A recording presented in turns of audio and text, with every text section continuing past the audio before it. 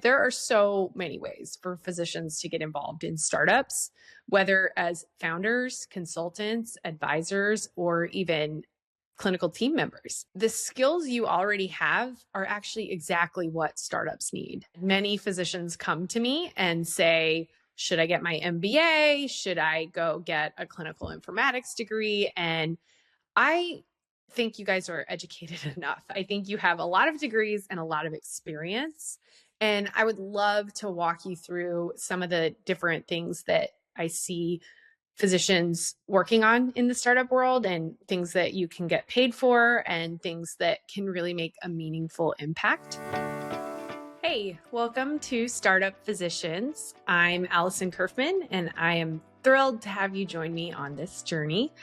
This podcast is all about helping physicians explore the exciting opportunities that are waiting for us in the startup world.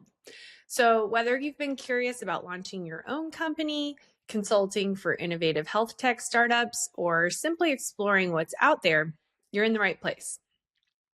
I'd like to start by sharing a little about myself and why this work means so much to me. I'm a practicing pediatric emergency physician, but a few years ago, my path took a pretty dramatic turn. I co-founded a company called Imagine Pediatrics, which focuses on delivering care to high-risk children on Medicaid. Over the course of just a couple of years, we scaled to over 300 employees, served more than 25,000 children, and reached a 9-figure valuation. That journey really changed everything for me. It showed me what's possible when physicians and entrepreneurs come together to reimagine healthcare.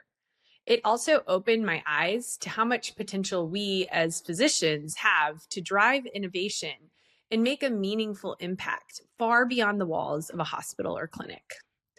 But here's the thing, I had no idea how to get started when I began this journey. I actually didn't know anything about startups, private equity, or even how to pitch an idea.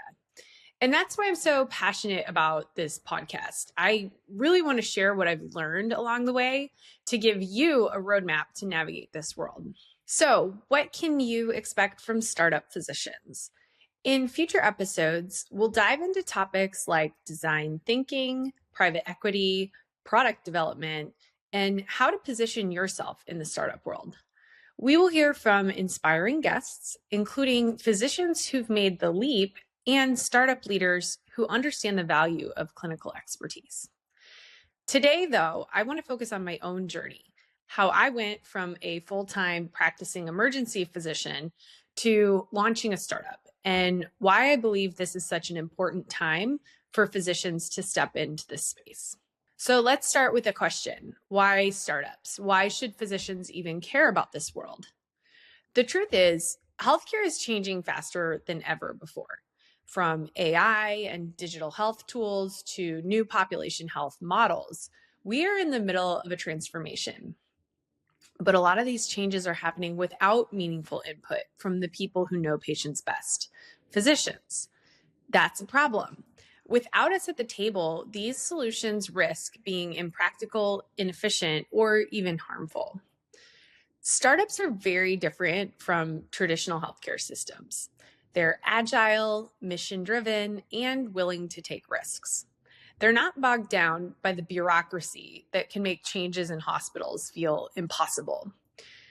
But here's the catch. Speed doesn't always equal quality. That's where we come in. Physicians have the ability to bring an invaluable perspective. We know what works and what doesn't, and we know what's safe for patients. We understand patient care in a way that no one else does, and startups need that expertise. I wanted to share a story that really shaped my journey into the startup world. When I was working in an academic pediatric emergency department, we'd often get calls from rural hospitals asking for help with critically ill children. One night, I got a call from a doctor in a rural emergency department who said, I have a very sick little boy and I don't know what's wrong with him, but I need to get him to pediatric care as fast as possible. And we're putting him on a helicopter. At that point, we had almost no information about him, no real history, no vital signs, and no ability to assess his physical exam. Tragically, he had an unrecognized head injury and he didn't survive the flight. I was so devastated about this case, and I couldn't stop thinking that something as simple as video technology to connect with other departments could have made all the difference. And that really sparked my interest in telemedicine and telehealth. This was back in 2014 when, at the time, telehealth was not common in healthcare, but it was starting to gain traction in stroke care for TPA administration, but it really wasn't being used at all in pediatrics.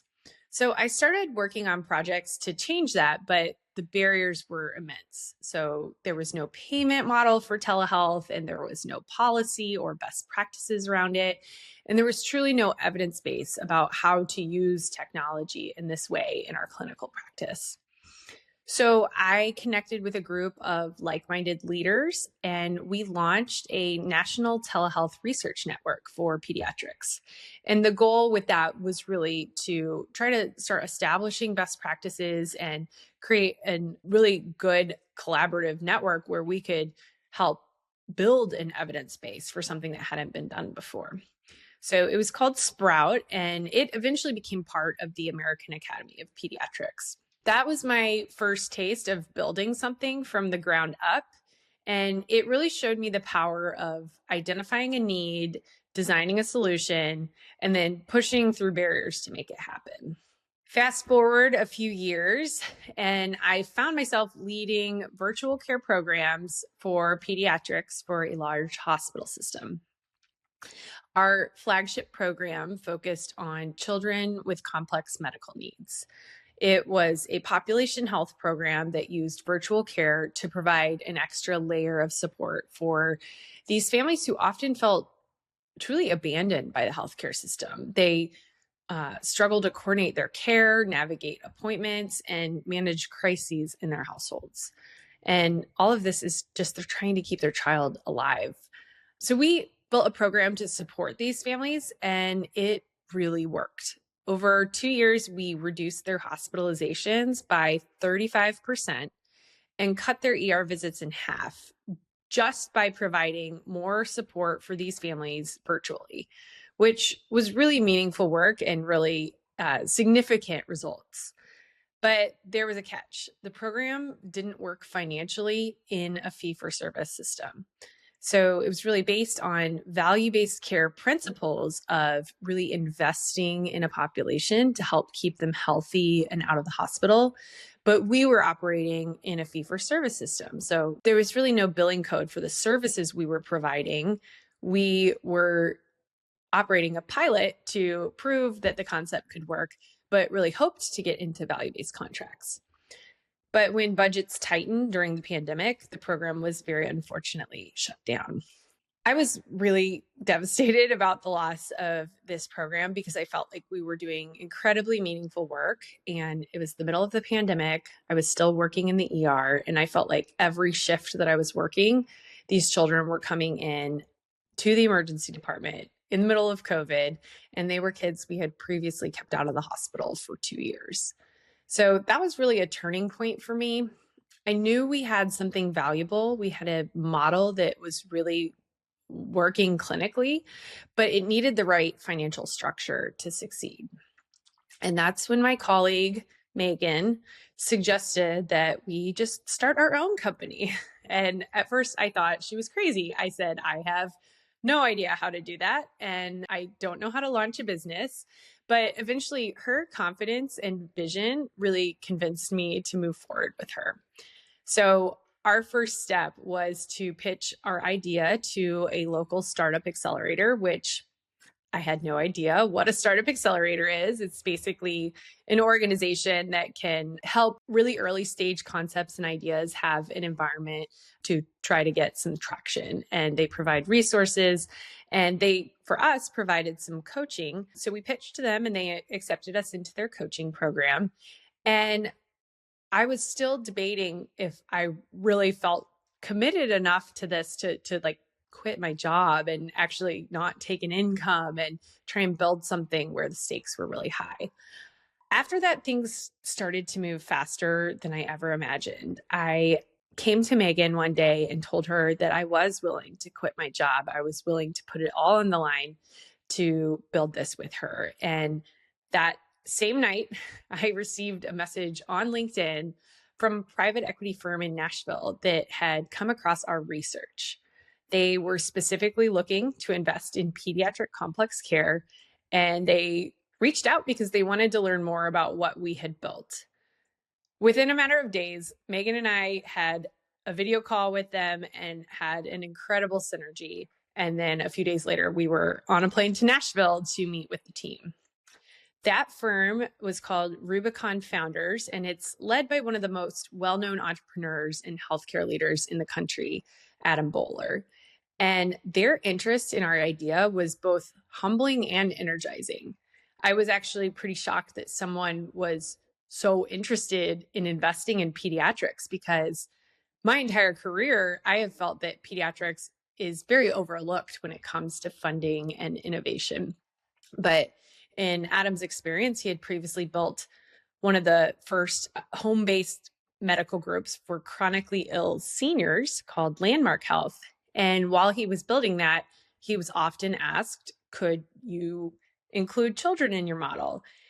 And he thought about it and said, yeah, I think you could build a model like this for children, but not in this company. It would need to be something totally separate. So when he started Rubicon Founders, this was one of the first concepts that they wanted to do discovery on. And that's when they came across our paper. So the first meeting was really intense and also exciting. We were surrounded by experts in finance, healthcare economics, and operations, and they immediately saw the potential of this concept. By the end of our visit to Nashville, we knew this was the right partnership. And Rubicon Founders offered to incubate Imagine Pediatrics within their firm, which would give us the resources, connections, and mentorship we needed to turn this idea into a full-fledged company.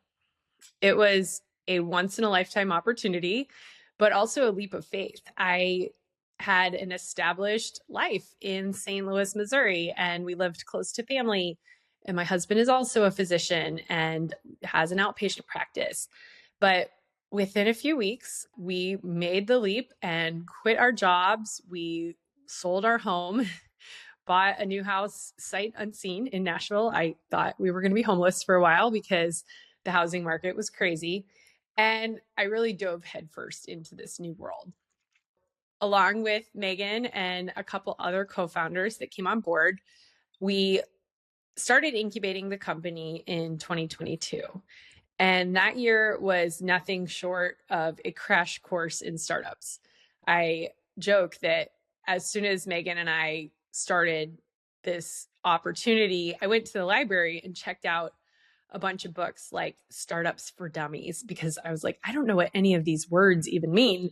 I don't know how these things work, and I've never done this before. But the year that we were incubating the company was such a growth experience for me. I thought my clinical and academic experience had prepared me for anything, but this was a whole new ballgame. At the firm, we worked side by side with experts to build the foundation of Imagine Pediatrics. We collaborated with healthcare economists to create a patient selection algorithm, ensuring that we could identify the children who would really benefit most from our care model. And we designed and built a technology platform from scratch to support our clinical teams and families. And in future episodes, we'll talk about clinical product development and how that's different than what we're used to as physicians in traditional practice settings. We also met with a lot of potential partners and payers and had to continually refine our model and our pitch and build credibility in the market. The biggest turning point came when, in August of 2022, we landed a major contract in Texas. So we really needed to secure a value-based contract for at least 1,000 patients to be able to launch. And in August of 2022, when we had 3 co-founders at the company, and I was the only clinician. We landed a contract with 2 different payers in Texas, Medicaid managed care plans, to launch with almost 20,000 pediatric patients. And that would be value-based care agreement to provide these wraparound services to these very sick and needy children and their families. So that was interesting and definitely a whirlwind. And we very quickly had to stand up the team. We recruited some of the most amazing people I have ever met. And with just a few months to prepare, we really went into overdrive, assembling the team, finalizing our operational workflows, and scaling our technology to be able to handle the influx of patients. So we launched on January 1st of 2023, and it was really exciting, very mission driven, and super chaotic. I will never forget our first few weeks. We had so many different tasks needed to do to launch our program. And somehow all of us co-founders had overlooked the fact that we needed to order furniture. And so we actually had no furniture when we launched, and we were all sitting on the floor or using folding tables. So it was very startup-y in the beginning, but I have such fond memories of those days and the relationships and the work that we were doing. Everyone was working long hours and juggling countless tasks. Everyone wears a lot of hats in the early stages of a company, but the energy was just electric. We were all so driven by the mission to provide exceptional care for these children and their families. And these kids have had so many challenges navigating this very fragmented and broken system. And when we designed our model, we really sat down with a blank piece of paper and said, if we were to design this from the ground up, what do these families need? As opposed to when you're working in a traditional healthcare system, the ability to pivot or to redesign something is quite minimal. And often we will just take something that we've been doing for a very, very long time and maybe modify it slightly, as opposed to completely rebuilding it from scratch. And so that experience was one of the most exciting things to do, because I felt like we were able to create a product that would really provide exceptional care for these children and their families. Despite the challenges, there was a sense of camaraderie and purpose that made every obstacle worth it. And watching this model that we had designed come to life was one of the most rewarding experiences of my career. You've heard the joke that when you have a child, it's like a part of your heart running around outside of your body. And I definitely agree with that. I have 4 little kids myself, but with Imagine, I felt like it was almost like another kid, that was operating on its own. And so it was so amazing to see something that really started as a seed of a thought in my mind that started from true patient experiences and stories of these families and their children. And it became something that, hundreds of people were now having jobs at this very mission-driven organization because of that idea. And they all had things to do and things to operate within the model. And they were carrying forward the torch of that mission. And it was operating without me. And all of these other people were able to start infusing their mission into our model. And I found that to be really inspiring. So why am I sharing this story with you?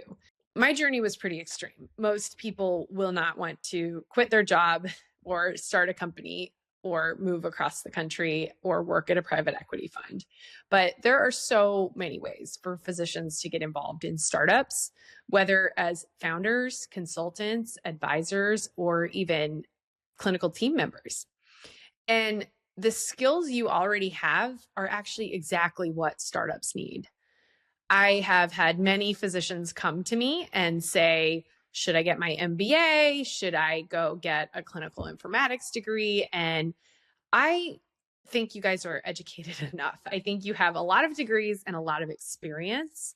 And I would love to walk you through some of the different things that I see physicians working on in the startup world, and things that you can get paid for, and things that can really make a meaningful impact.